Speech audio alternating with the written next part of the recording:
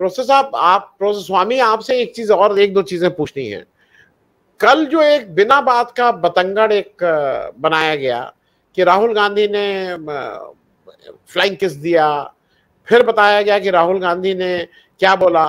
Speaker साहब किस तरह से राहुल गांधी को पहले रोकने की कोशिश की कि भाई उन्होंने कहा कि माननीय सदस्य जो हैं वो थोड़ा भारत माता के संबंध में, तो उन्होंने, राहुल गांधी ने अच्छा बोला, कहा मेरी यहाँ एक माता है और मेरी वो माता है, और अगर माता के साथ ये हो रहा है तो बोलूंगा। उन्होंने उसका बहुत मतलब इमीडिएट उनको लाजवाब कर दिया। जिससे पूछना मुझसे यह है कि जो भाषा का स्तर मोदी जी ने गिराया है और वो लगातार गिराते आ रहे हैं, 2014 से उन्होंने जिस तरह की भाषा यूज करनी शुरू की है और उनकी देख रेख में जो बाकी लोगों ने उस भाषा का स्तर गिराया है, वो लोग कहते हैं ना कि सब लोग गिर रहे हैं, गिरावट आ गई है, लेकिन गिराने वाले तो मुझे ऐसा लगता है कि मोदी जी हैं। क्या आपको लगता है कि इसमें राहुल गांधी का भी हाथ है ये भाषा का स्तर गिराने में? क्योंकि कई ये हम और आप एक डिबेट में सुबह थे जहां ये भाई इनिशियल टॉपिक तो यही हुआ कि सब लोग, सारे नेता मिलके भाषा का स्तर गिरा रहे हैं, सारे नेता मिलके कि एक नेता की अगुवाई में ये काम हो रहा है। प्रोफेसर स्वामी। देखिए आनंद जी, मुझे ऐसा लगता है कि भाषा का स्तर जो गिराया है वो सत्ता पक्ष ने गिराया है और बेसिकली मोदी जी ने गिराया है। राहुल गांधी ने एक गलती की है, ये मैं मानता हूं कि अपने भाषण में एक गलत बात उन्होंने कही। उन्होंने मोदी जी की तुलना रावण से की। देखिए ये तुलना बिल्कुल उचित नहीं थी। रावण को इस पे बुरा मानना चाहिए। अगर रावण कहीं मौजूद है तो उसे कहना चाहिए कि मेरी तुलना मोदी जी से क्यों की, क्योंकि जो रावण की पत्नी मंदोदरी थी, रावण ने उनको छोड़ा नहीं था, वो मंदोदरी की बात सुनते थे। इसका मतलब यह था कि रावण जो स्त्री के प्रति कर्तव्य होता है एक पति का, और हमारे सनातन धर्म में जो हम 7 फेरे लेते हैं तो पत्नी को बिना तलाक छोड़ना ये अनुचित है, तो रावण की तुलना करना राहुल गांधी का गलत था।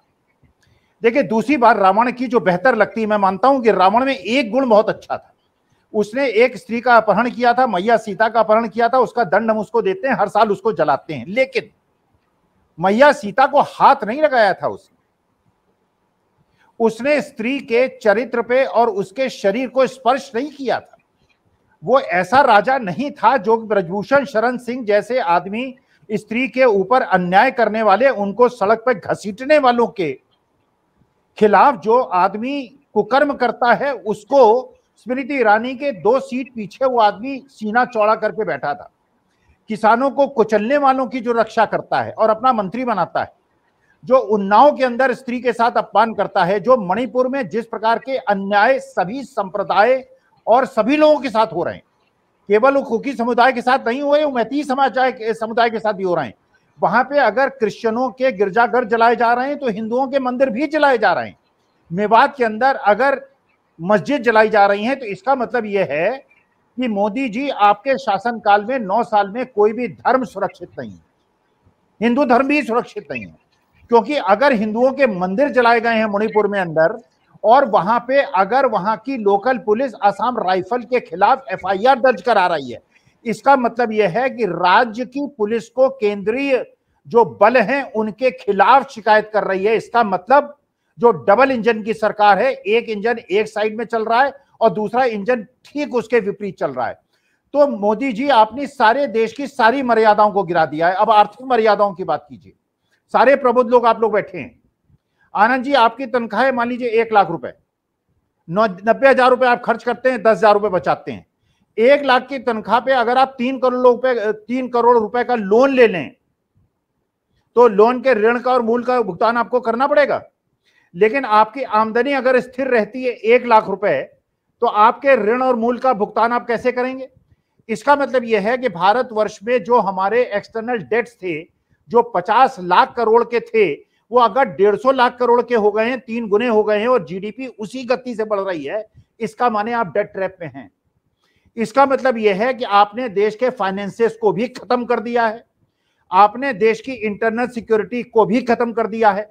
और म्यांमार जैसा वो देश आनंद जी, जिसने आपकी मदद की थी, भारतीय उग्रवादी जो म्यांमार की सीमाओं के अंदर घुस के प्रश्रय लेते थे, आपकी सेनाओं को अनुमति दी थी म्यांमार में घुस के उनका नाश करें, म्यांमार जैसे दोस्त को भी आपने दुश्मन बना लिया है।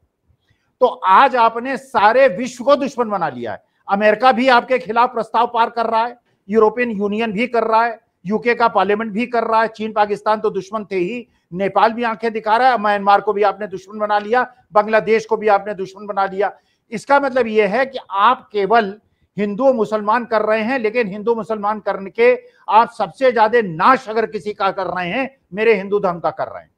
और मेरे हिंदू धर्म को जितना आपने बदनाम पूरे विश्व में कर दिया है, जो लोग हिंदू, जैसे जहां साहब बैठे हैं, बोस्टन में बैठे हैं, अभी तो परमेश्वर की कृपा है क्रिश्चियन देश और मुस्लिम देश हिंदुओं को हिकारत की दृष्टि से नहीं देख रहे, लेकिन अमेरिका में बसी मेरी बहनें और मेरी दोस्त मुझे फोन करके कह रही हैं, मॉल्स के अंदर क्रिश्चियन लड़कियां और लेडीज उनको रोक के पूछती हैं तुम्हारे देश में क्या हो रहा है।